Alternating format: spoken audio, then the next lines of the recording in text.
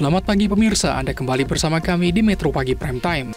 Program berita terpercaya yang mengawali hari Anda dengan informasi paling aktual.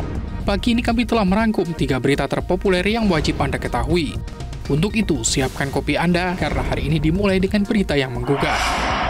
Di informasi pertama, pasca bentrokan yang terjadi antara dua kelompok pemuda di kota Makassar, Sulawesi Selatan yang mengakibatkan 5 unit rumah warga terbakar, aparat kepolisian menggelar patroli di lokasi guna melakukan penyisiran dan pengamanan. Bentrok antar dua kelompok pemuda ini terjadi di Jalan Kandea Raya, Kecamatan Talo, Kota Makassar.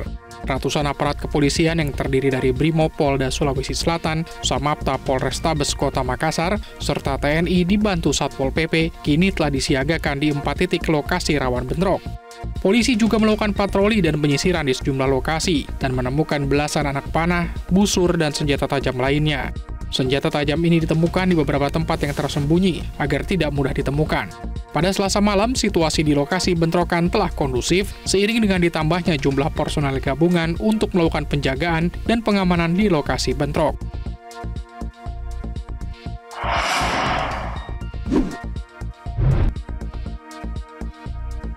Informasi kedua, Komisi Pemberantasan Korupsi membantah ada campur tangan istana dalam penanganan kasus dugaan rasuah terkait penyelenggaraan dan pembagian kuota haji di Kementerian Agama. Juru bicara KPK Budi Prasetyo mengatakan penyidik masih mencari bukti untuk menetapkan tersangka dalam perkara itu. KPK memastikan tidak ada intervensi dari pihak manapun. Menurut Budi, penyidik juga masih mencari kronologi kedugaan rasuah dalam kasus ini. Terbilang ada banyak kuota haji tambahan yang sudah dibagikan pemerintah Indonesia yang masuk dalam objek rasuah.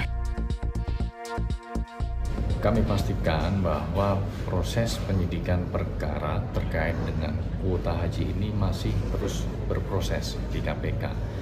Jadi KPK juga masih terus melakukan pemanggilan terhadap para saksi ataupun pihak-pihak lain yang diduga mengetahui konstruksi perkara ini, dan tentu setiap keterangan dari para saksi yang dipanggil akan membantu KPK untuk membuat terang perkara ini, di mana dalam serangkaian pemeriksaan yang sudah dilakukan oleh KPK.